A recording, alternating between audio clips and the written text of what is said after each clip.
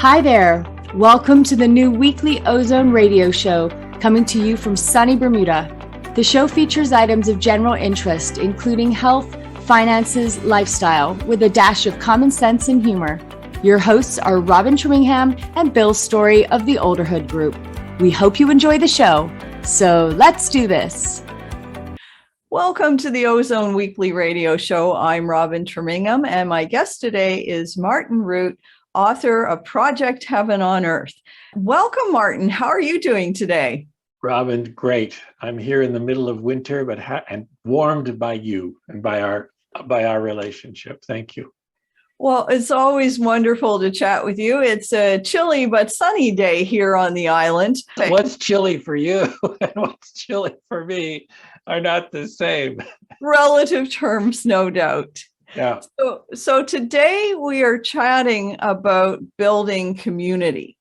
And that can have a lot of different meanings depending on the subject of your conversation. So let's start off today. What does building community mean to you in the context of living your personal heaven on earth? So what we have been focusing on with respect to heaven on earth is the individual, is you singular, and heaven on earth. Mm-hmm. What's heaven on earth for you? How do you make that real? What simple steps, simple, easy, concrete step can you take in the next 24 hours to make that expand or begin to happen for you? So most recently, I've been looking at we. And the reason we need to look now at we, Robin, is because we is the essential for heaven on earth.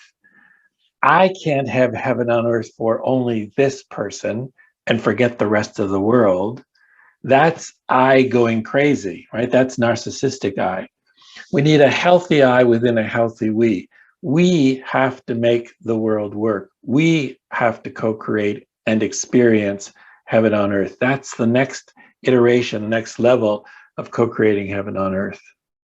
Well, I couldn't agree with you more, because as humans, as a species, if you will, we all have to evolve together. You can't really have an effective situation if there's only isolated people or isolated teeny weeny communities that are living this advanced reality. It has to be something that we build for everybody. So essentially, how do we start building community? You know, you're on one island, I'm on another. I know you work with individual people all around the world. What's the next step for everyone? So here's what's happened with I. There was a man named Ken Wilber, who was an American philosopher, who went and began to look at where I began to arise, which is a fascinating question. And for him, the word I in English, single person, first person pronoun, came from the German ich, which is lowercase I, lowercase c, lowercase h. The Germanic influence came across into Britain from Germany, and people began to use the first person German pronoun ich, ich. But that was way too hard for the ch sound for the British. So they dropped the ch and it became little I. But then when they read that in a work somewhere, they were confused. Did you mean to write is or it, or did you not write a whole word, or confusion? So thus was born the idea of capital I.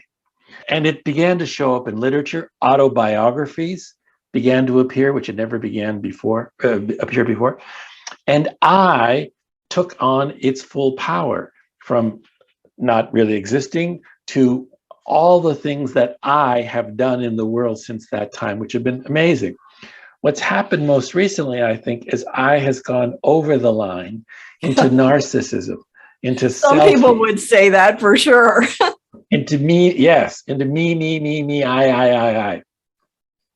So what we now need to see, because of the problems in the world, COVID, the pandemic, environmental, the threat, God forbid, of nuclear weapons. Those are we problems. We have to solve it. We saw in COP26 in Scotland how we began to come together. So we has to come together. We has to emerge. But it not only has to be birthed, which there are some people who are doing work on that. Patricia Albert is doing wonderful work on that. But we have to have an effective we.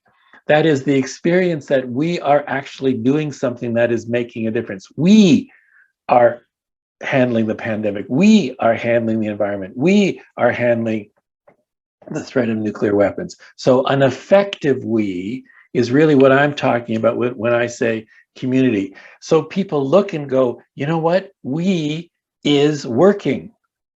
And that experience, which I think we don't have right now, we have actually the opposite of that, is what's now required. And so those of you who are listening, how do you begin to develop we? Get into relationship with others and see what we can do together. I know that's new because I has been so strong, but that's the next evolutionary leap and progression that we as humanity, I think, have to produce so that we can co-create and experience heaven on earth. You know, Martin, you're raising a fascinating point. I really like this because you're absolutely right. I became, the epitome of Western civilization. And it was all about climbing to the top, being the most powerful, being the biggest social media influencer, if you will. There are now problems that the I cannot solve. The problems are bigger than the I. They have overtaken the I, and they are now things that only we can work on together. It's a really great point to be saying. We used to look at what I could do, the effects of the individual, but now you actually are seeing the antithesis of that, the ineffectiveness of the individual, the struggle, the isolation of the individual when the world got sent home due to the ongoing health crisis. And so let me just, one little fine point I want to add to that, which I didn't say. We need a healthy I, a healthy, effective I, within a healthy, effective we. But the we right. Now needs to come first, then the I. Well, I'm not saying get rid of the I, that's ridiculous. But I'm saying a healthy I within a healthy, effective we. Something similar came up in a very different conversation that I had with somebody recently.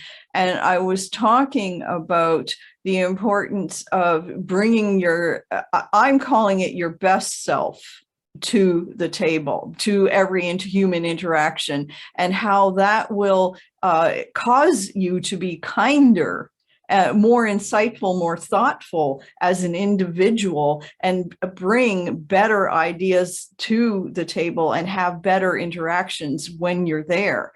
Let me ask you, what's your opinion, though? The social media giants would have us believe that virtual interaction is the solution to building community, that these chat rooms, these forums, these virtual meetings like the one we're having now, they are the absolute be all and end all replacement for human interaction, that we don't need face-to-face, that we can all just work virtually in isolation and everything will be fine. How do you feel about that? Given the current context, and we're doing this interview at the beginning of 2022, with the COVID here, for example, in Prince Edward Island, Canada, where I currently am, it's lockdown. So out of necessity. And out of necessity, all the online interactions have begun. We're able to do things with groups around the world that we've never done before. So there's some very good silver linings on that. I personally don't believe that it's sufficient in terms of our human makeup, our souls need to be physically with other people. You can watch a movie at home, you can watch a movie in the theater, different experiences. I think that COVID is teaching us something about going inside, going deeper, being freer to express more of who we really are. When COVID is over, in my prayer is that we come out of it stronger and don't go completely nuts, which we will a little bit, I think, just to travel and buy and all that stuff. I'm expecting a maturity will have come into place that is necessary for our collective evolution. My perspective on this one is that COVID is having an effect on a multitude of levels. The good of the situation is it's really pushing us to work virtually, to expand internationally, to co-create in a virtual world. You and I doing this series of interviews is the perfect example of that. We didn't know each other before all of this started. It's virtual communication that's making this feasible. But I also think that what the situation is teaching us is just how much we really do need each other, and how much building these global projects really depends on our ability to work together, to have the we, as you say, and to build community, both where we are and internationally at the same time. It's, the word I've been using is we're in a liminal period, liminal meaning doorway. So imagine last night, the room that you're in the doorway going into the next room has been widened by this construction crew silently. And so when you leave the room you're in, you go into the doorway, your entire body is in that doorway. So you're not in the previous room and you're not in the next room. You're in what's called the liminal period, the doorway, from the Latin for door. We're in a liminal period now, and we will step into a new arena, some of which obviously will be from the past, but it'll be new opportunities to co-create together and to create the kind of world our divine souls deeply long for. I love what you just said about the concept of physically moving from one space and time into the next. And I think that might be a great topic for our next discussion. Martin, I want to thank you so much for taking time to chat with me today. I always love chatting with you, and I learn so much when we talk. You've been watching the Ozone Radio Show. Join us again soon.